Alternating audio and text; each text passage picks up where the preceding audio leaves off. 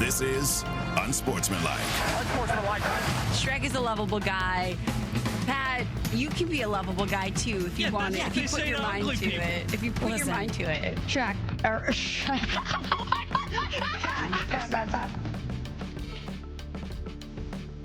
I'm sorry, yeah. Slip? Freudian slip. I did not mean to call you Shrek yesterday. Do you forgive me? No. No? You know it was an accident. You know it was an accident. You, with your whole chest, called me Shrek. No, if I did it with my whole chest, it would have been pointed. I would have been like, hey, Shrek, great job with the Britney Spears rejoin. That was clearly a slip because we were talking Freudian about slip. Shrek. It was just ingrained in her brain. You called me Shrek unironically. Because we were talking about Shrek. We were.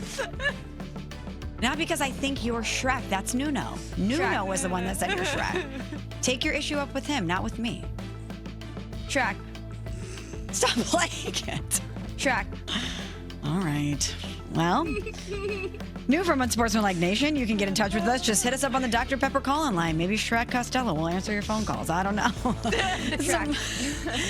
Victoria Arlen, Courtney Cronin, and Michelle Smallman, and some more news, ladies, yesterday out of the NFL, specifically with the Cleveland Browns and their quarterback room. We knew it was crowded in there, and now it's a little more roomy. Kenny Pickett was acquired by the Las Vegas Raiders yesterday. The Browns receiving a 2026 fifth-round pick in return. Kenny Pickett is going to back up Geno Smith. This comes just a few days after Aiden O'Connell fractured his right wrist in that preseason finale, versus the Arizona Cardinals. So we knew that they were in need. The Cleveland Browns were happy to oblige. They also released Tyler Huntley over the weekend. So that leaves the Browns with Joe Flacco, the veteran, of course, as the starter, and the two rookies, Dillon Gabriel and Shedeur Sanders, as Joe Flacco's backup. When you look at both of those two guys, Courtney, who do you think is going to be QB2, not QB1 for the Cleveland Browns? I think that QB2 will be Dillon Gabriel to start the season, however long that lasts. Right? Like, I think it's a fair assessment that the guy who has played better in the preseason, and I know I'm not even what's it called? I'm not even going to tap into the whole idea of one was set up for success, one was set up for failure. Like, the bottom line is that Dillon Gabriel looks like a better option to go in an emergency situation than Shedeur Sanders right now. Not to say that Shedeur can't get there at some point, but it will be Dillon Gabriel to start as QB2 in week 1. I think that this is the best of a situation that feels a little murky right now. Kenny Pickett barely played in the preseason. He always kind of felt like the odd man out. I mean, he didn't play in preseason games. He was barely there during training camp because he got injured.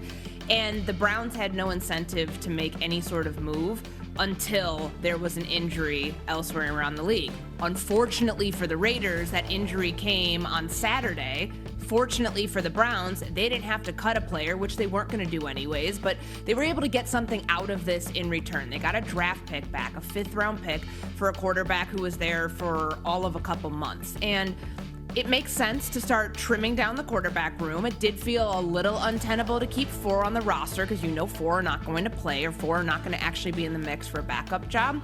But it helps, this provides clarity on how they feel about the quarterback room in Cleveland. Kenny Pickett was not a non-factor. They sent him off somewhere else, let him start his career, continue on his career with another team.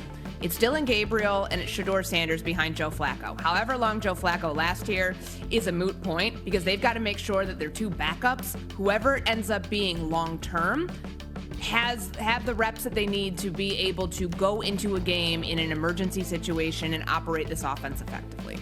I think Shedeur, we still have a bit of a question mark. I think Dillon Gabriel, as Courtney said, is probably the smarter choice for a QB2, but they're still both in that developmental phase, right? Kenny Pickett obviously got a better situation in the Raiders, and the Browns were able to gain something from that.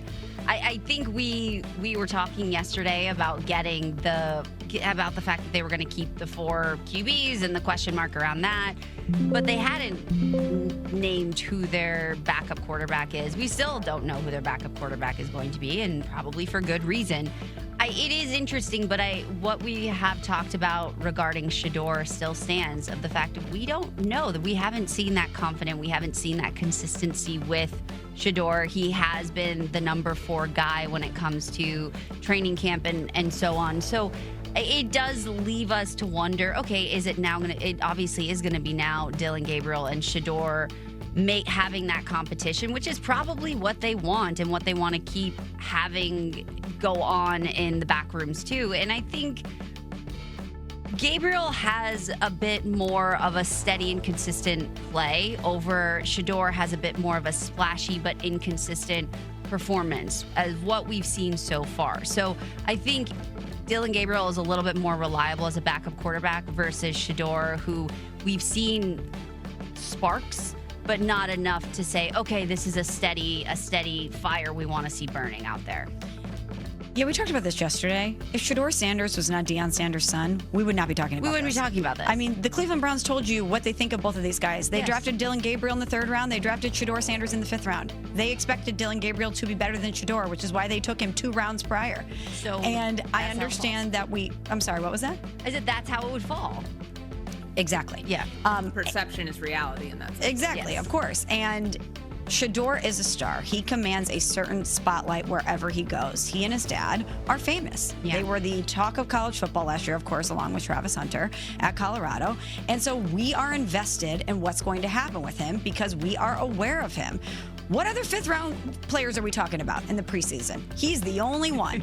We are not talking about any other player who was drafted in the 5th round. What other backup quarterback situation? Like, let's take it a step further. We're not talking about any other backup quarterback situation in the National Football League more than we are this one because of the one name that's involved there. Correct. Like, that is the only reason that on a Tuesday in late August, August 26th. on cut down day, excuse me, we're talking about Shedeur Sanders and Dillon Gabriel and who's going to be QB2. There has never been a more polarizing backup quarterback competition that I can remember. And it's, the way I'm happy, at least for Cleveland in all of this, Michelle and Victoria, that they started to whittle things down at a time that made sense. Because you know how annoyingly loud this would get? Like, going into week 1, they've got 4 on the roster still. Who's it going to be? Because they wouldn't tell you up until probably the Friday before the game. Hey, Joe Flacco starting in week 1. Oh, it's Dillon Gabriel, by the way. The answer that we all knew all along, he's going to be QB2. Yeah. They alleviate a lot of that noise around a very loud, unnecessarily loud, but it is what it is, loud quarterback situation behind Joe Flacco. Yeah, for sure. We would not be talking about this in any other realm. And I wonder if they name Dillon Gabriel QB2 shortly here, if we'll put this to bed. I mean, yeah, we're going to talk about Shedeur because we're going to want to see what happens in Cleveland. But I think that for a while, they could benefit from some quiet in Cleveland. You know where it's been weirdly quiet? Pittsburgh. Was not expecting that. But Aaron Rodgers did talk yesterday. You're going to hear from him next on Unsportsmanlike.